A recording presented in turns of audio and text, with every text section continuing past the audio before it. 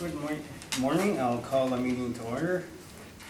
I'd like to begin by acknowledging we are in Treaty 1 territory and the traditional homeland of the Métis Nation. My name is Neil Harden. I'm chairing today's meeting.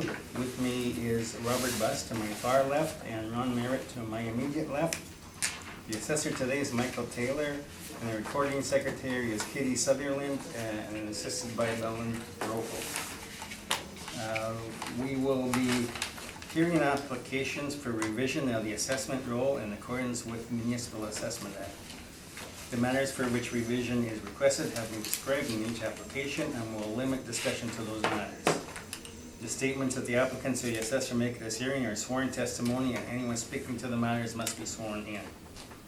Be advised that comparison of assessments of properties are not considered evidence of market value by the board. The board is appointed annually by council and is independent of it in the city administration.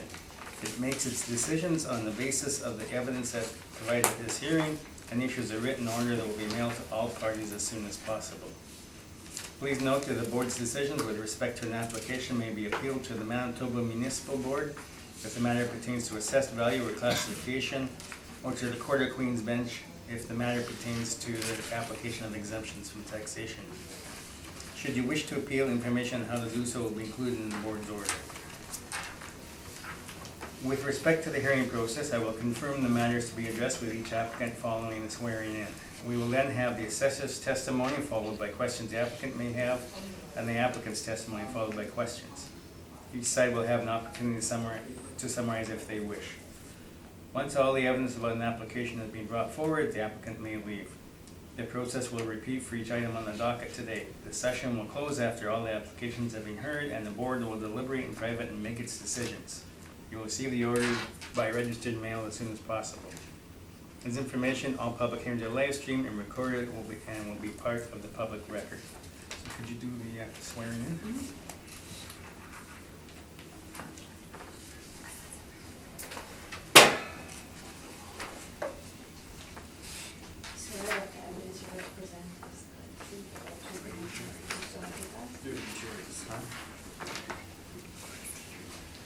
I swear. Okay.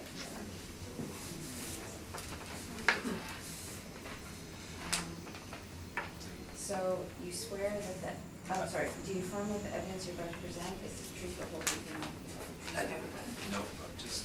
No, I swear, I affirm that it is. Okay. No, so you got it. Very important for me. All right, we will start with 1405 Portage. So can you read the roll number and give me your evidence? Yeah, so for file number 19-292, roll number 13001979000.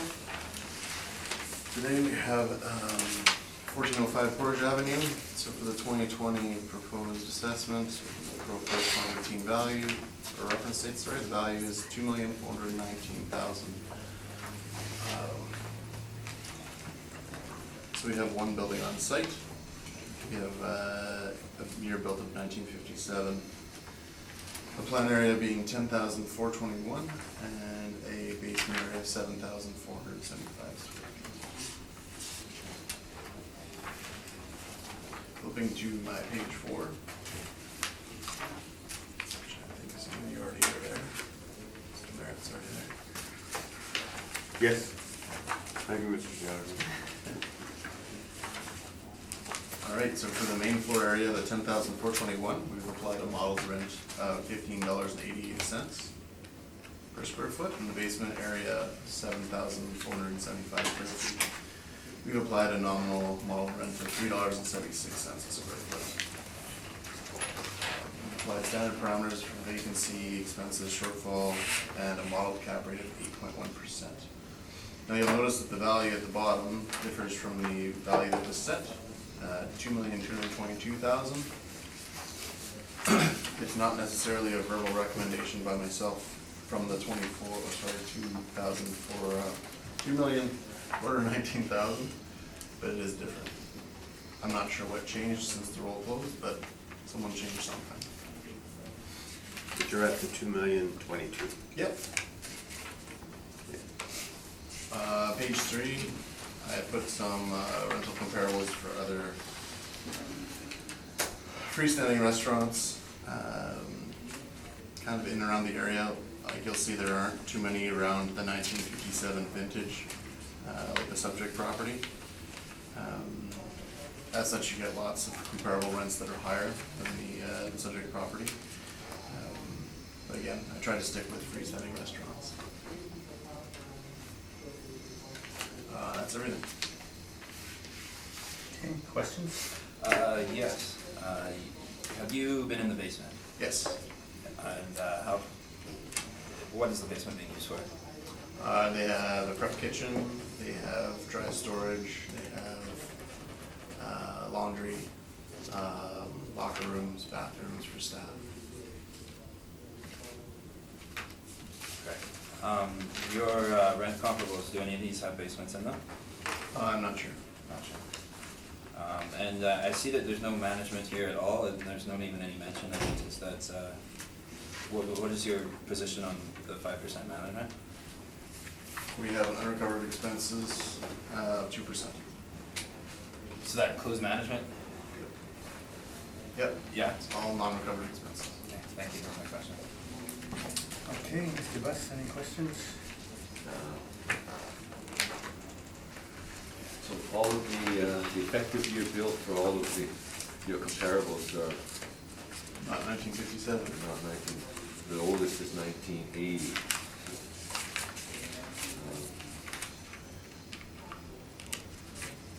Is there any one of these comparisons that sort of stands out to you as being very reasonably similar to the subject? For like interior finish, Yeah, interior, exterior.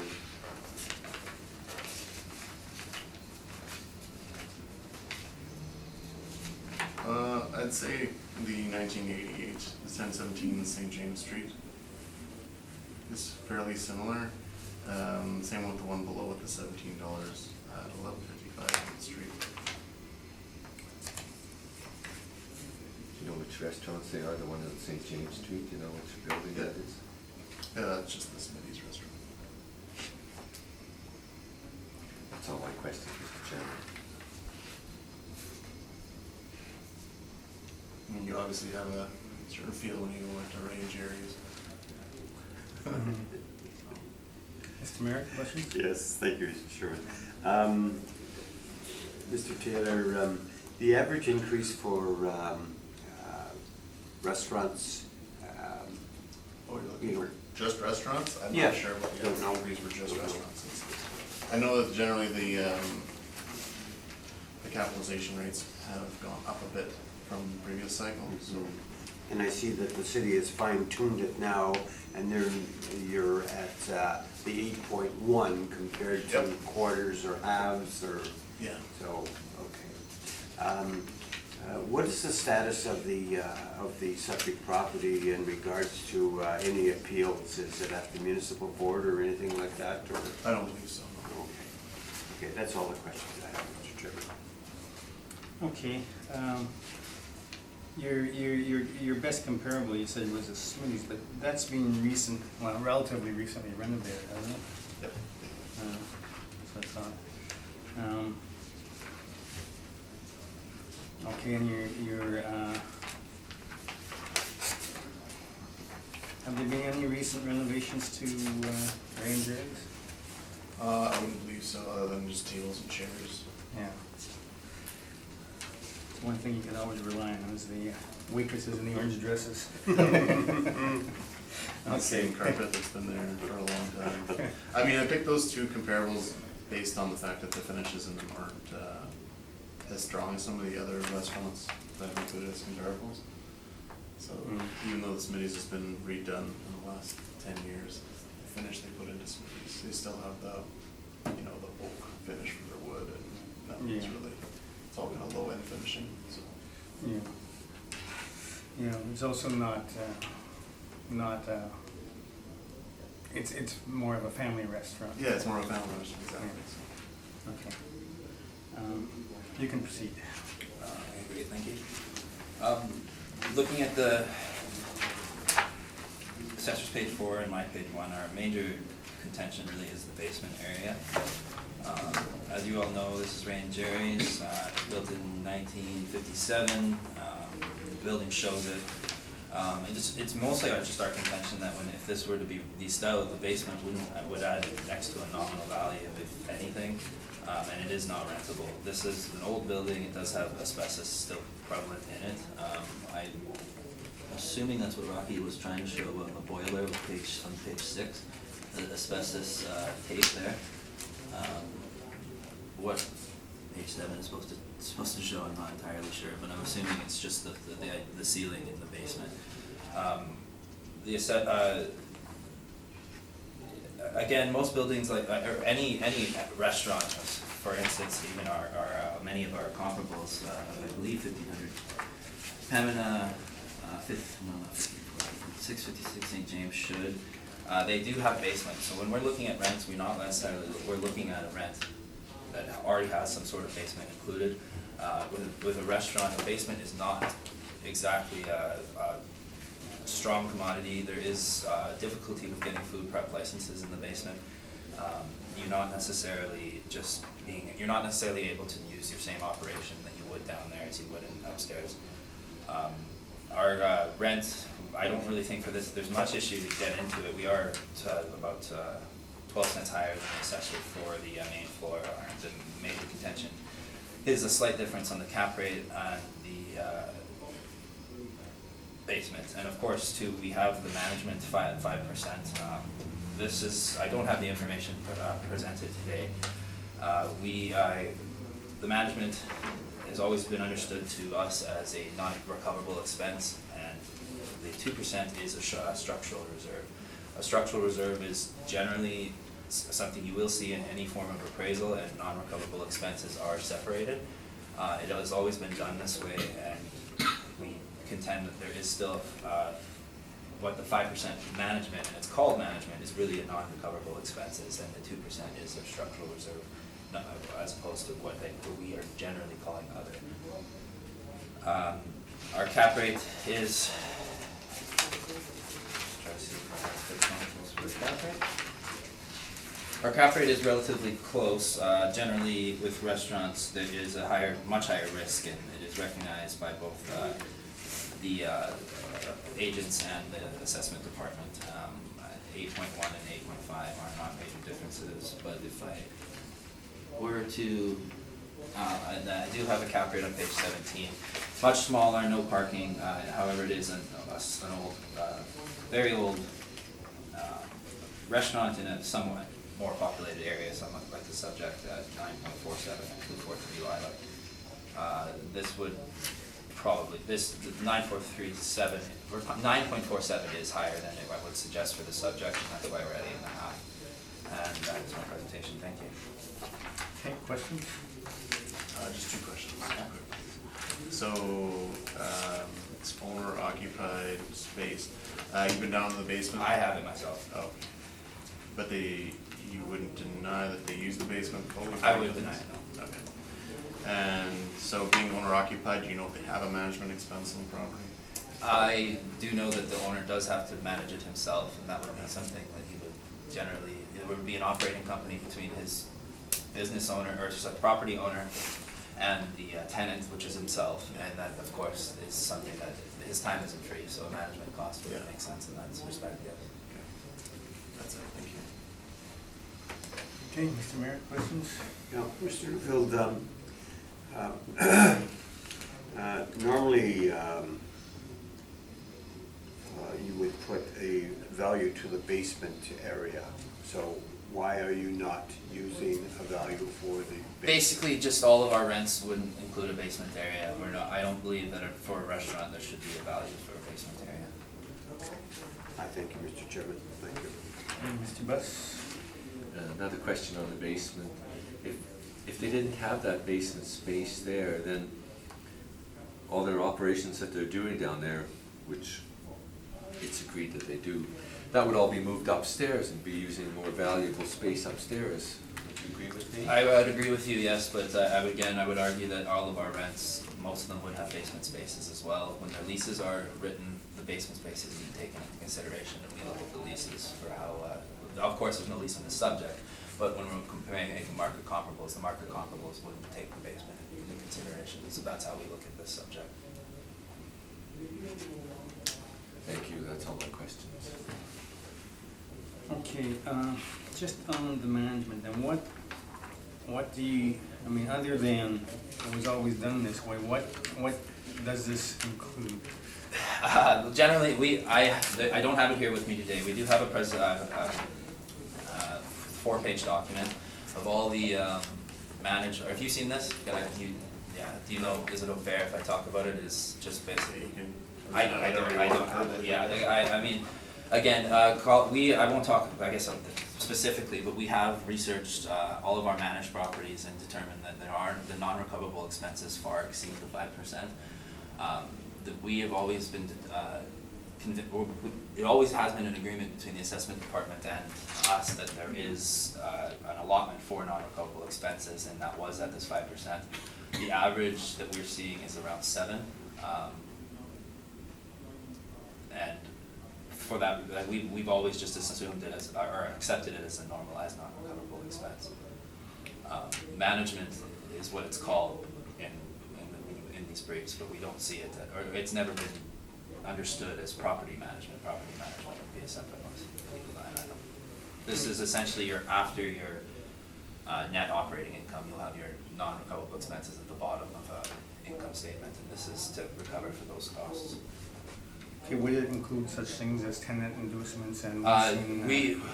Didn't include tenant inducements in this. I thought it did. This time around, when we did our study, no, we did tenant inducements separately. Generally, asset management, leasing expenses, which is something that's very, obviously lots of buildings, so we're gonna have to have leasing agents frequently into the site, as well as code upgrades, as well as turnover repairs. So repairs that are done in between tenants, or repairs, not tenant improvements, the actual code upgrades and physical repairs. Okay, thank you. Those are my questions. Is there any summation you wish to do? Okay.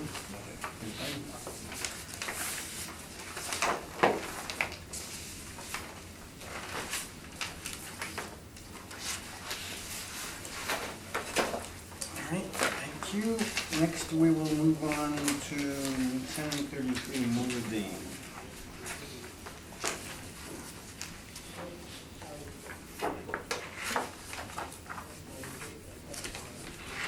So you may proceed. You guys are all ready to go? Yep.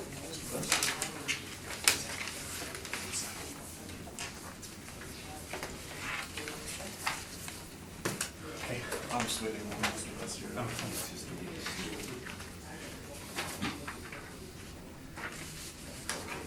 Good. Okay, so file number 19-437 is for roll number 1306034250, 1033 Notre Dame Avenue. The 2020 proposed assessed value is $1,001,000. Another freestanding restaurant here, built in 1963. The plan area, gross floor and leasable area all being the same at 3,833, which I went, measured, looked at all of our plans and confirmed, and we have a discrepancy with the appellant on that.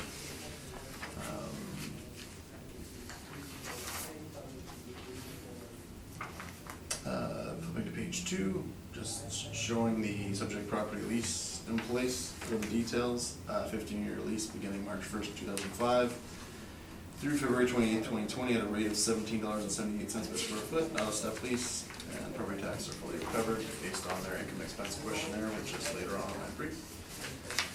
So flipping over to page 4, it's there again. Gotcha. We see that we applied a model rent of $22.08 square foot to the 3,833 square feet. Again, the standard parameters for restaurants is a vacancy of 3%, unrecovered expenses of 2%, shortfall is $7.50 a square foot. And this time we have a cap rate of 7.95% to get to that $1,001,000 value. Back to page 3. So I've tried to get older freestanding restaurants again, around the same size. I'm not sure why that one came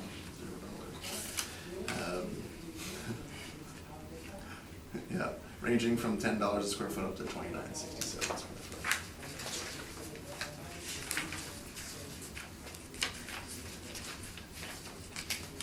Okay, got it. Yeah. Any questions? Yeah, you said you measured you measured the 3 and 3/3? Yeah, Okay. I'm not sure where your guys' 45 is coming. Yeah, we just pulled it from the mailer, so.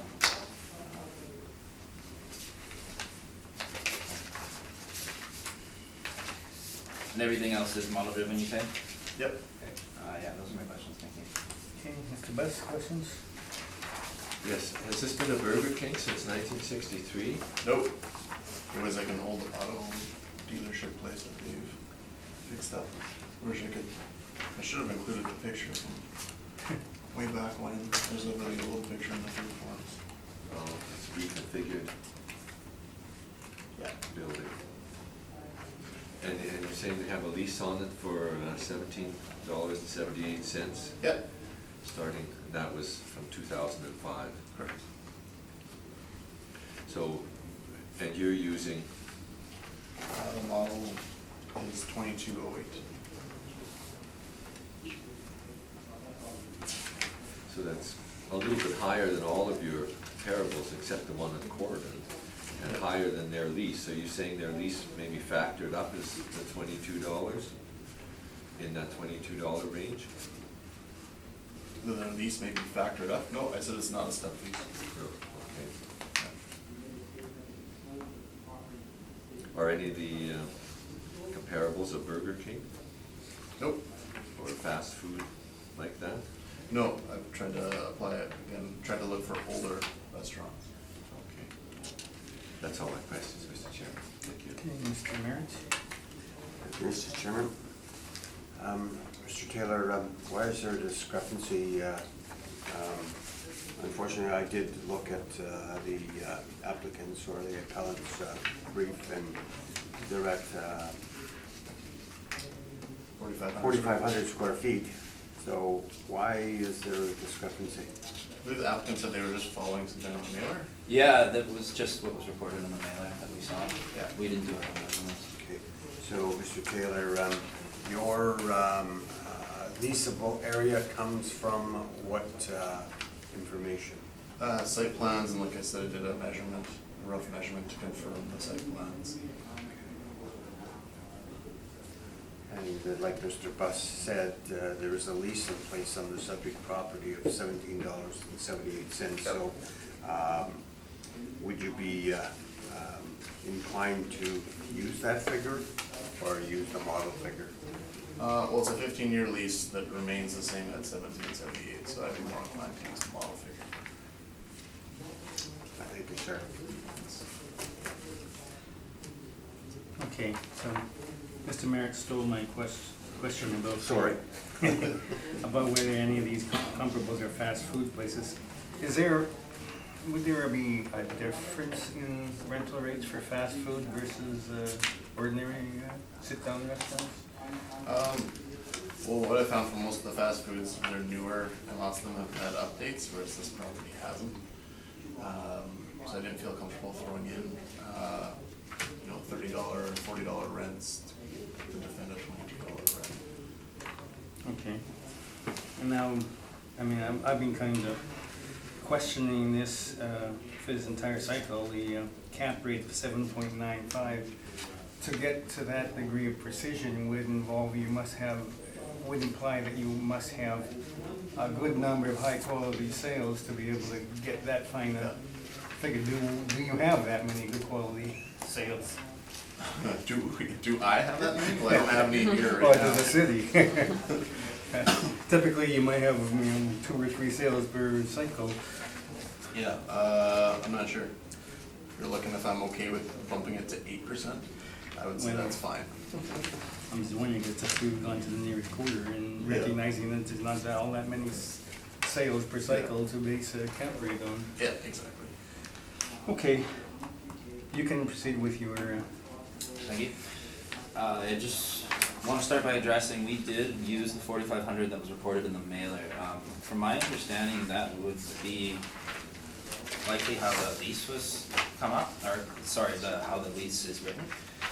At 17.78 per square foot, I would suggest is the 4,500 square feet, so if it were actually 38, 33, that's, the rate would go upwards to closer to 1850 or 19. I'm gonna stick with the area that was reported. I don't really have enough evidence to suggest that it should go lower, and it is what we are presenting. So, the difference is small enough that I don't find much reason to change it for today's hearing. The 1778 is, as we have determined, is the lease rate that is paid by the tenant to the landlord for this building.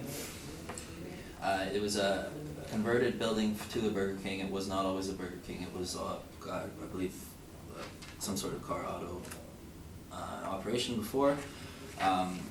If a subject like this, it would be hard pressed to suggest that it could ever really get the $31 rent, much like the assessor is presenting. That's why I do have to agree with them that this wouldn't be valued the same way as a regular Burger King in a better area that is newer and was built that way. But for that reason, I think the actual paid rent in place is important, because if this person were to decide to move out of his building, he would be facing that competition of those $31 rents. So there really isn't much to suggest that there is any reason why this isn't market, because this is what is being paid, and it is beneficial for both parties at this rate. The 8.5, again, we don't have any Burger Kings in our study. We would never have, well, I wouldn't say we would never, but I've never seen any Burger Kings in our study. There isn't much information on it. They would generally be a little bit better investments than regular apartments that you would see, or sorry, not apartments, restaurants that you would see, just mainly being because they are a international company. There is, for that reason, 8.5, it is a bit lower than the other cap rates we will suggest, and are at market evidence. Although it doesn't strictly line up with what we're seeing today, it does suggest a higher market, or a higher capitalization rate than is being applied. Thank you. And of course, again, my arguments, although be it small, will apply the same to the management for this property. Okay, any questions? Okay, Mr. Buss, questions?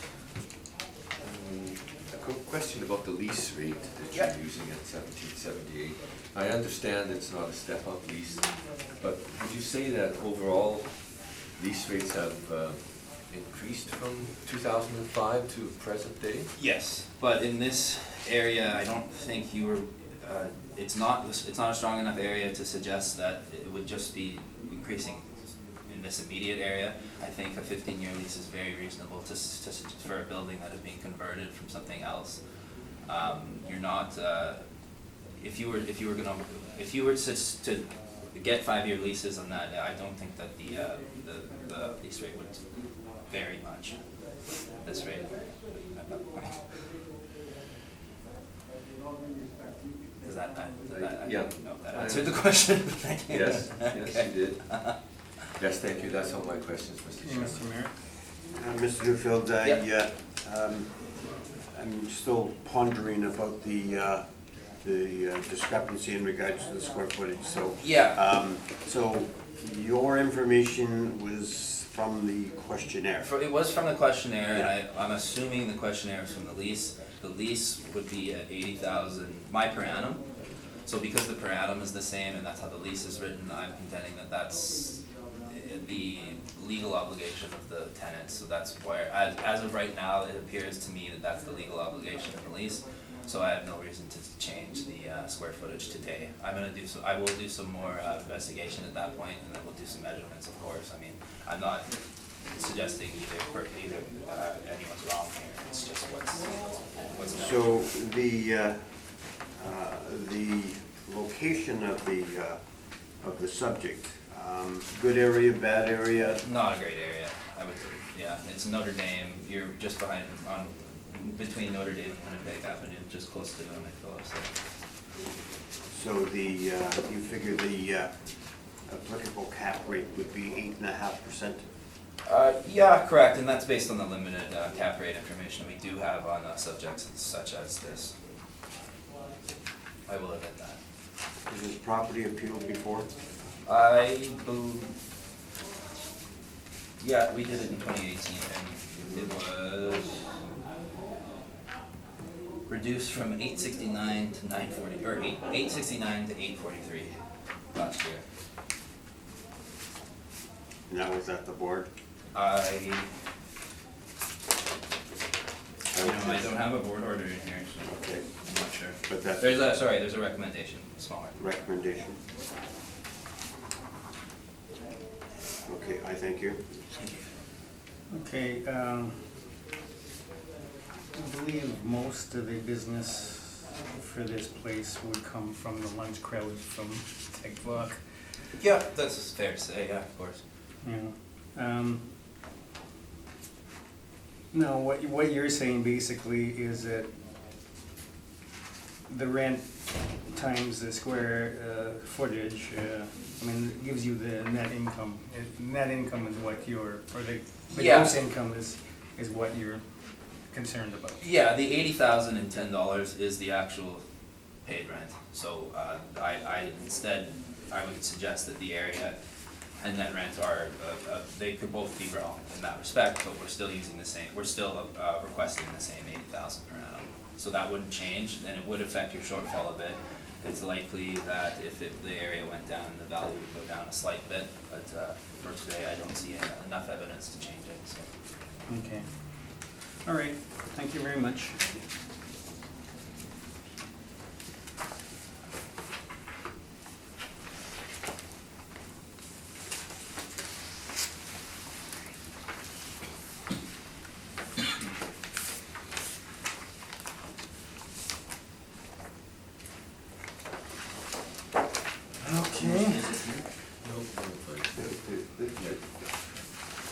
We come to item 2553 Portage.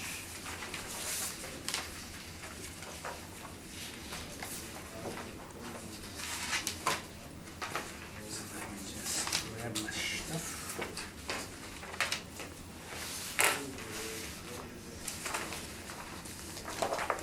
Okay, you can just. All right. Yep. Okay, so for file number 19-162 is roll number 0707504110, 2553 Portage Avenue. Owner occupied Keg Steakhouse and Restaurant at the corner of Portage and Moray Avenue. For 2020, the proposed assessed value is $3,524,000. Just the one building on site, built in 2001, wall height of 13 feet. The planned gross and useful areas are all the same at 8,275 square feet. And we have a slight discrepancy from the appellant on square footage. Flipping to page 4.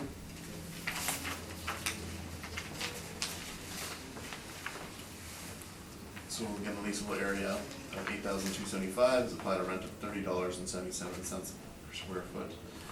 And then the standard, again, standard parameters for restaurants of 3% for vacancy, 2% for undercovered expenses, shortfall of $7.50 a square foot.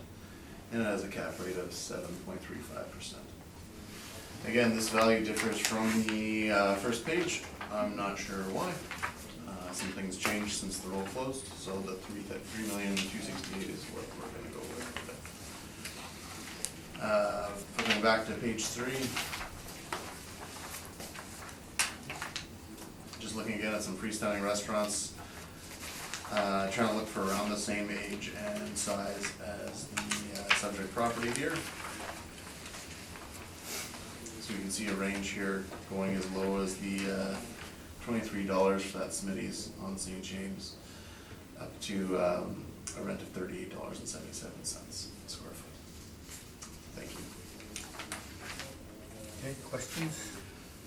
Yeah, just quickly going through your rents, I'm gonna just talk generally. These are, and maybe point out if I'm wrong on some of them, but these are mostly all in smalls, correct? In malls? Yeah, generally in, maybe not inside malls, but on mall. Sorry, I'll just go through it. 665 Amherst, you're close to Polo Park there. Portage, that would be, I guess maybe not quite, but I was suggesting Unicity. 630 Sterling Lions, the new IKEA mall. 1485 is Polo. Yep. Yeah, I like, and that's a theme for a lot of these here. You got an artist read, that's correct. Now, do these, when these leases were written, were they, who were they between? That would be the franchise and the landlord of the land, correct? The tenant and the owner, yeah. The tenant being the, say, I think there's a few Boston Pizzas and Montanas here, the tenant being Boston Pizza or Montana. Yep. Now, when leases are developed, these were developed for franchisees, correct? I guess so, yeah. Yeah, so, Some are franchise. so the person who then is essentially paying this lease isn't the person who negotiated it, is it? It's still, the lease would still be written up for the tenant and the owner. Right. For the franchisee and the owner. Right, but it was written between Boston Pizza and the say the landlord, right? The franchisee doesn't have much power in as to how this lease is written, he's just trying to get his franchise. No, but there's still the tenant, is my argument. Is your, okay, great, thank you, that's fair. Now, would these rents, would that include would that include all the kitchen equipment that was put in? I wouldn't think so, no. Wouldn't think so? Okay, how about specific branding such as a sign or specific, or, I don't know what it includes. don't know, okay, great. And your cap rate, that's model driven? Yep. Yep. Now, you said there was a change, do you know if that would have been in the rent or the cap that would have been from the original? I would assume it was in the rent. The rent, okay. And the cap rate, I know we've been through this before, and there's not really much of a specific, or an area for it, but what would you call this, retail neighborhood? Or is this not really fall into? The restaurant bracket isn't in there. It's not in So there, page okay. 5 really is not seeing anything in that table. So, okay, it's not showing. So would this be one of the lower cap rates you do put out for restaurants, or would this be mid-range, high? What would you? It's just pretty good restaurant being the Keg. Yeah, your bill. Yeah, no, of course, so this is, the 7.35 is Yeah. likely as low as it would go for a restaurant. I wouldn't say as low as it would go, but it's pretty low, because I mean, it's a bigger restaurant too, so I've seen some, cafes or whatever where it's only 1,000 square feet where it's much lower than 735. Okay, sure, I'll tell you, okay, much smaller, okay, sure, thank you. And then the area, just maybe for clarification, I'm using from the mailer, that's what your system has at 8275. Did you happen to measure by any chance, or? I didn't, I went back and looked at a couple permits though, and I think they put in a permit to have a staff room extension for this one, and I think they did also for the McGillivray Keg. Okay, I think yeah, okay, thank you, those are my questions. Okay, Mr. Merritt, questions? Yeah. Thank you, Mr. Chairman. Mr. Taylor, you alluded to the fact, and it's pretty consistent, on the front page, there's a value, Yeah. and on the other page, there's a different value. Usually what happens when that happens is that someone reviewed the property, they changed some parameters, so that brings the rent down or up or whatever. In this case, it'd be down. But then they don't save their changes in our system, so the number that goes out is the number you see on the front page. Yeah. Meanwhile, this is their review. So revised value.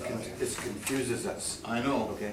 So I'm just It's trying not to be. my favorite either. Yeah, I'm just trying to be consistent, is that, like, you look at the front page and you look at the Yeah. workup, it's different. You say, Yeah. well, what's So going I'm on here? presenting today, just And look at the it's, workup.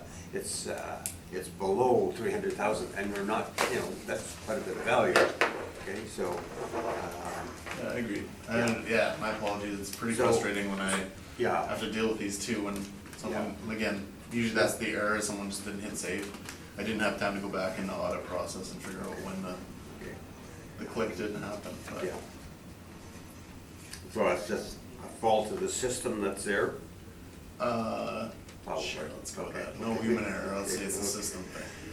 Okay. The IT guys. Again, I can go back later and audit it and point fingers later on, but, Too late. yeah, but I'm saying the value on page 4 to me makes sense and looks Yeah. good. Yeah.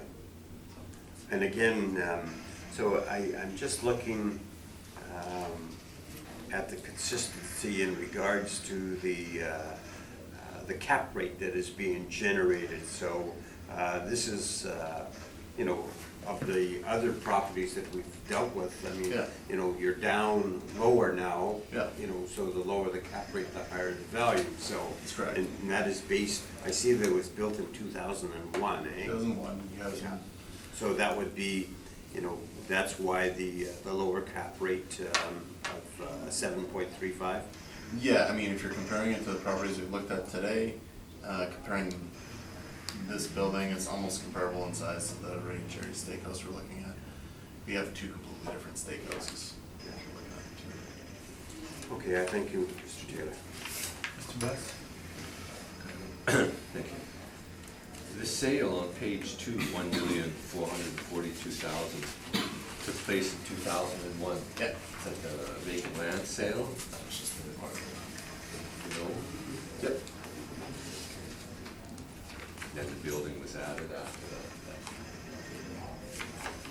The cap rate that you're using, where does it come, sort of lie in this chart of yours on page 5? I was explaining to the applicant that there is no row for restaurant in there, so it's not, the whole chart is really redundant because there's no restaurants. If we were doing a dock at neighborhood shopping centers or strip malls or whatever, then yes, we can look at that. We're looking at a freestanding restaurant, so it's not really in there. Okay, and your comparables on And page... sorry, just to clarify, the reason it's not in there is I don't think Colliers or CBRE really reports cap rates on restaurants. So that's why we didn't really include it, because otherwise we'd have our city parameters and then we'd have just a big blank space. I believe that's why it wasn't included. Okay. The rents that you're showing on page 3, Yep. the second one, 2517 Portage Avenue, do you know anything about that one? What building, what kind of restaurant it is? or- That's in Boston.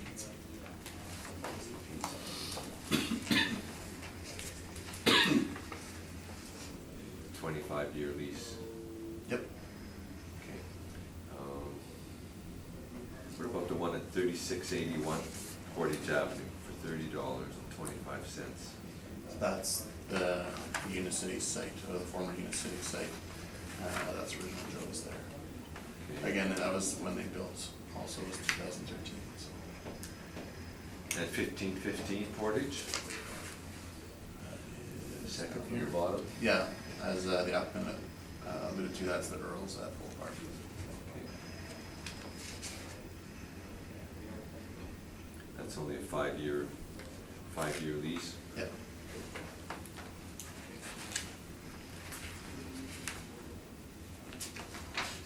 Thank you. That's all my questions, Mr. Chairman. Okay, and going back to the comparison between this one and Ray and Jerry, they're pretty much occupying the same market niche, aren't they?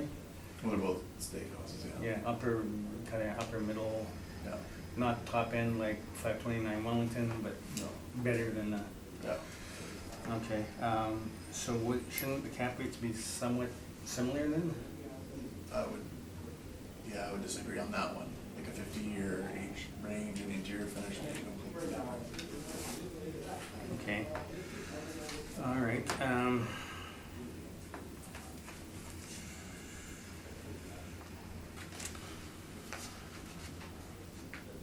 Okay, those are my questions then. You can proceed with your presentation. Thank you. I just did quickly relook at the area. I'm just gonna make a small adjustment to our request, just upwards a bit. I'm gonna use the assessor's 8275. I think he's correct when he says that they had built some sort of a lunchroom. That sounds familiar. We also did accept the recommendation last year with the same area, so I don't have much reason to dispute it. It was just what was reported in the mailer, and that's why it was in there. So my updated request is $2,184,000. 2,184,000. 184. Correct. Thank you. And that's strictly switching the area. Now, for the subject, we decided to use a Tony Roma's rent near Polo Park. If you just to go through it first, my page 3, I think it's about the 7th down, 656 St. James, 6,400 square feet. Older building, of course, newer, a bit smaller. However, when I factored in the location difference compared to the physical differences of the subject, I found that they almost kind of canceled each other out, and that was a fair rent. Obviously, 656 St. James is right across from Polo Park. You are going to see higher rents in that area almost every time.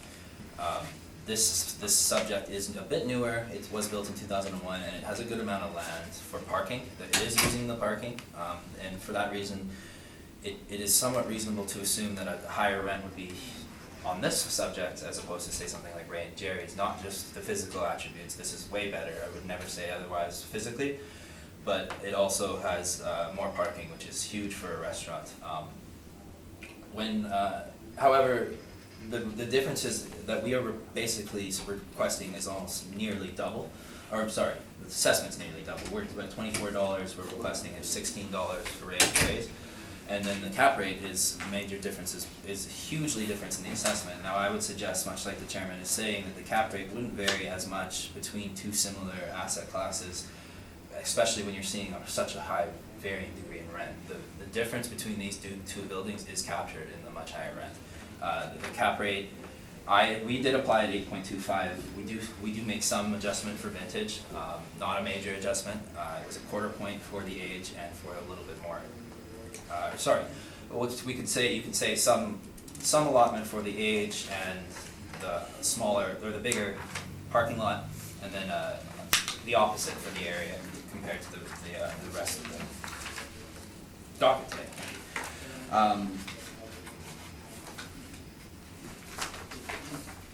And again, as I was alluding to for the assessor's rents, the rents that are presented in the assessor's briefs, they would be presented created between as the tenant and the landlord, but in this case, the tenant is Boston Pizza, would be Montana's, not the actual operator of the restaurant. The operator of the restaurant is essentially just gonna take whatever he can to get his franchise in, and that's what I would suggest, that they're not exactly market. Further investigation into these rents would be warranted, in my opinion. The 2438 that we applied was Tony Roma's restaurant. We know that that was just a real estate lease. We know it because we work with him, and we know that to be the case. And for that reason, we think that it's a much more indicative of the market than it would be for than leases that were set for a third party. So for that reason, I'm requesting a rent of $24.38, much like the Tony Roma's at Polo Park, and a total assessment of $2,184,000. Thank you. Okay, questions? Yeah, do you know how old Tony Roma's is, or using as your? It's older than the subject. It's probably about at least 10 years, I'd say. I don't have the exact age. So you're saying like the 90s? I think so. And, Yeah, mid-90s. Yeah. and it doesn't have the same parking available? No, not quite. Okay, that's it. Okay, Mr. Buss, questions? No questions, Mr. Chairman. Mr. Merritt? I have none, Mr. Chairman. Okay, you're suggesting Tony Roma's on St. James? Correct. Yeah, it's That was initially an Earl's location, the first location of Earl's in the city. okay. I'm a little young for that. I don't remember that. Okay, and until they built their standalone in Okay. Polo Parks, Yeah. it was an Earl's. Also the Boston Pizza rent, does that include the percentage rent that was paid to I would imagine, or actually those, I don't know, that would, the Boston pizzas are, I don't know if they would, they're in your evidence, would that include percentage rents, or was that just the? No, It's just the contract. Yeah, likely just the Just the contract. contract, okay, because I know there was a percentage rent in there. Having heard an appeal at that, at the municipal board level on that I property. see, okay. Okay, all right, we heard your argument on, previously on the management, so no need to repeat that, so thank you very much. Great, thank you.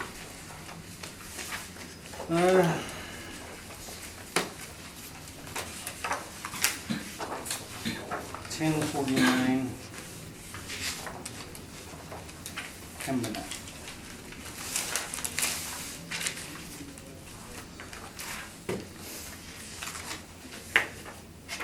We are just gonna ask that this be confirmed, would rather just go through it, that's up to you, obviously. Well, okay, our current procedure is that we Yep. have to have the evidence put Of in by course. the city.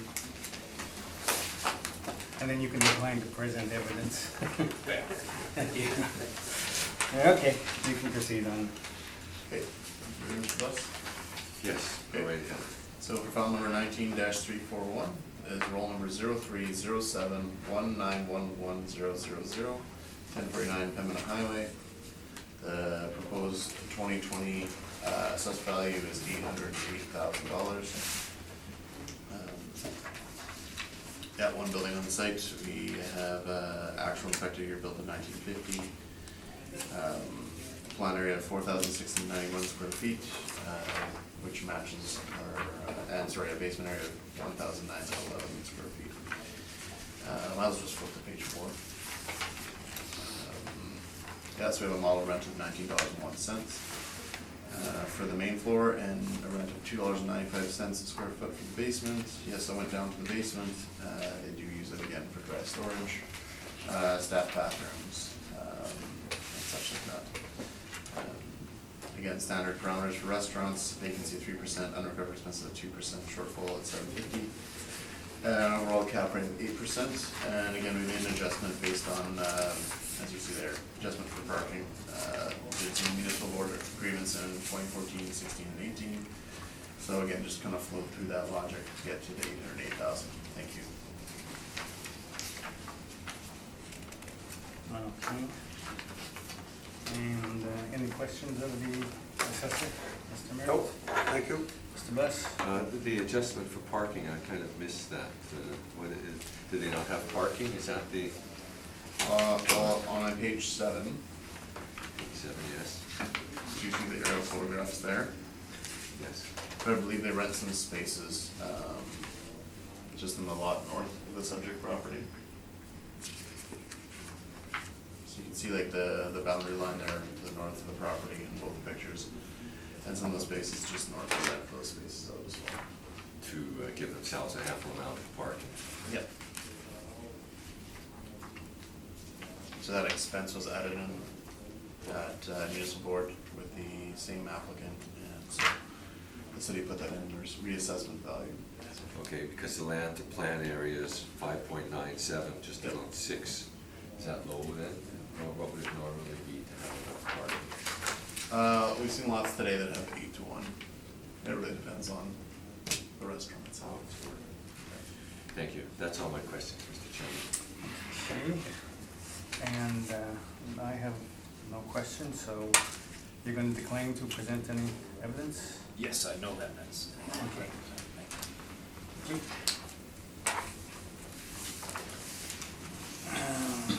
So that was a pancake up, huh? Yeah.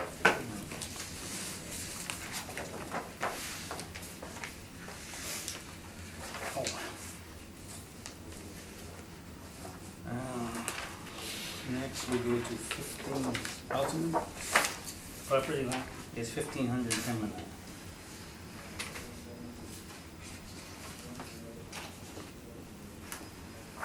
You can proceed. Okay, so for file number 19-438 is roll number 0308029000, 1500 Pembina Highway. Post 2020 value is $300,000. $3,248,000. We have 2 restaurants on site, should read as 2 buildings. One was built in 1980, the Tony Roma's, and the second building was the Tim Hortons restaurant there. We have our planned gross and leasable areas all matching at 11,160 square feet. Flipping over to my page 5, see the work up here. So the larger area there, the 8,350. Page 4 you mean? Page 4. Page 4. Oh, yeah, sorry. I have a longer page 3 and 4 than you guys do. Yeah, page 4, so 8,350, we applied a model rate of $19.84 for the Tony Roma's. And then for the Tim Hortons restaurant, the 2,810 square feet, it's $33.19 a square foot.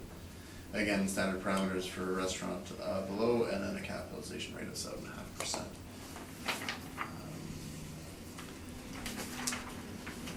Yeah, so page 3 would have my comparables for you guys. So I have some comparables, I should have separated this better, I'm sorry, for the Tony Roma's rent, and I have some comparables for the Tim Hortons rent as well, put in there. So I can answer any questions on those, but that's my presentation, thank you. Okay, questions, Mr. Newfield? Oh, I forgot to touch on one thing. Yep. I believe the area provided by the applicant is correct, not mistaken, so, So a little less, eh? yeah, the 8,032, after I measured it on the site, I didn't come to his number, I came between the two, but 8,000. Okay. Yeah, no, we were using the mailer, so that's it. So, sorry, Louise.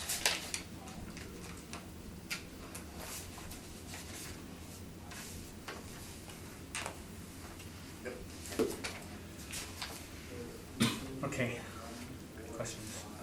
Yeah, so all these, are these, I assume some of these ones like Northtown and Kenniston are the Tim Hortons you mentioned, or Sterling Lion perhaps? Yeah, there's some Tim Hortons in there, yep. Yeah, and there's other, are they relatively newly built, these, your Tim Hortons and your fast food chains that you have on here? Sorry, they aren't really separated, so the question's so hard to ask. Yeah, it's basically, you can tell by the, By the vintage, yeah. by the square footage, which ones. Square footage, the smaller ones, okay. The smaller ones would be Yeah. for the Tims and the big ones would be the other. So then other, okay, so the only one from 1997 then would be this 165 square foot, that's probably that'd be a Dairy Queen? Dairy Queen, yeah. Okay. And your cap rate is at 7.5%. Now, would that be a fair comment to suggest that's because of the Tim Hortons, that it was lower than what we're seeing other than the Yeah. new cap? Okay. No, those are my questions. Okay, Mr. Merritt, questions? I have none, Mr. Chairman. Okay, Mr. Buss? What property is the 2065 Pembina, built 1994, 5,500 square feet? That's the Applebee's there on the highway.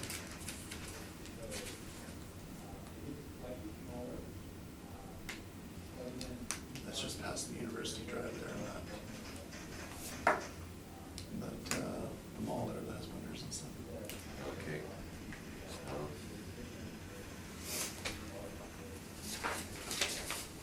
So we're saying that these are older buildings? The Tony Roma's is older. That would be originally from 1980 then, for Tony Roma's, and when was that Tim Hortons built I in? believe it was built in 2000, that's what we have written down, it's 2008, but I feel like it was there before 2008. I feel like it was there in the 90s, in 2008 there was an addition put on at Tim Hortons. Okay. Yeah. That might be why we have the 3 buildings here. That's all my questions, thank you. Okay, that Tony Roma's can be a challenge to find parking there in busy times. Did you account, does that affect your evaluation? Does that affect my valuation? No, I would argue that it doesn't. I feel like most of the customers that would be there for the Tony Romas, there wouldn't be as many customers for Tim's at that time. Don't go to Tony Romas. Yeah. It's not as busy at lunchtime as it's dinner, is essentially what I'm saying. Yeah, but I have been trying to find parking in that. Oh, yeah. In the evening, and it's not Yeah. easy. You know, often end up parking on the streets. Now, the cap rate, is it, why would cap rate for a, basically a drive-through donut place be the same as a sit-down, middle sort of class restaurant? I would say, well, this is a blended cap rate for the two buildings. Okay. Yeah.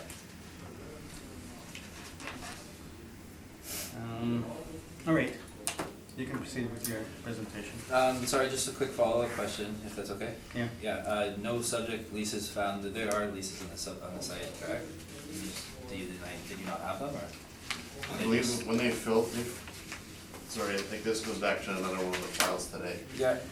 The owners, they failed to check off certain boxes when they fill out the mailers. They usually submit them online, and lots of times if you don't hit certain boxes and submit them online. Oh, it doesn't show up? It won't show Okay. up. Okay, but so there is, leases in here, and, you know, I see you have it on page 8 here, the Yeah. actual.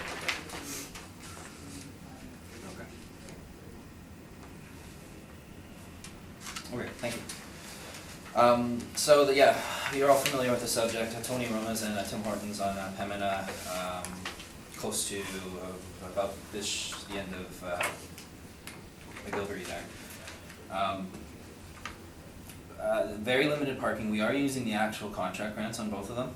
I didn't, sorry, let me see if I put them first. I did. Page 5, well, the assessor actually has them nicely written out in the rent per square foot for me, so if you go to the assessor's page 8, Roma's Ribs, Tony Roma's at 1538, and Share Venture Portage Inc. Tim Hortons, it is dating back to 1999 and 1708, and that is what we are applying. There is some market evidence to suggest that there is potentially, that is a low $17 on the Tim Hortons. I think that is not necessarily crazy to say. It is, however, what is being paid, so we are requesting it, as this isn't necessarily the greatest area. I would call this a transition area. There isn't a whole lot of activity in this area, nobody's really building, most of it is kind of pushed further down south to St. Norbert, or of course over to Kenaston and IKEA and all that area. What that generally does to areas like this is causes a lot of the rents and strong tenants from formerly good areas to move into the newer areas, and it displaces them. I don't think if this were to come into the market, the Tony Romas would go any higher. The Tim Hortons, it could. I would suggest that it could go higher. The 1538 is what's paid at the 8032, and that is the lease, and it's, if we are using the area that is in the lease, and the assessor has already confirmed that it is correct, so there's no need to go through that. On my page, my page 2, you'll see it is very cramped parking. The subject that we just saw before, the Pancake House at 1049 Pembina, I would argue is very similar in parking, and there was actually, that property had an actual rented site, or parking spots from the people next door, so we did deduct that in our income approach. There is no rented parking here. It is shared between the Tim Hortons, and there is fairness to the assessor's comments in that they wouldn't necessarily be busy at the same time. So Tony Romas can use some of the Tim Hortons parking at times, but it's not really something that they don't have it under contract, and obviously that wouldn't be it wouldn't go without difficulties between the tenant at Tim Hortons and Tony Romas, because obviously there would be fighting over parking when it's that limited. So again, 1538 is what's paid, and I think that is very fair considering that it is cramped parking, and it is in an area that isn't really, it isn't showing any growth anytime soon, and it isn't really much much in terms of activity close by. And then the Tim Hortons, again, 2810, they are paying 1708. that is, it's an older Tim Hortons.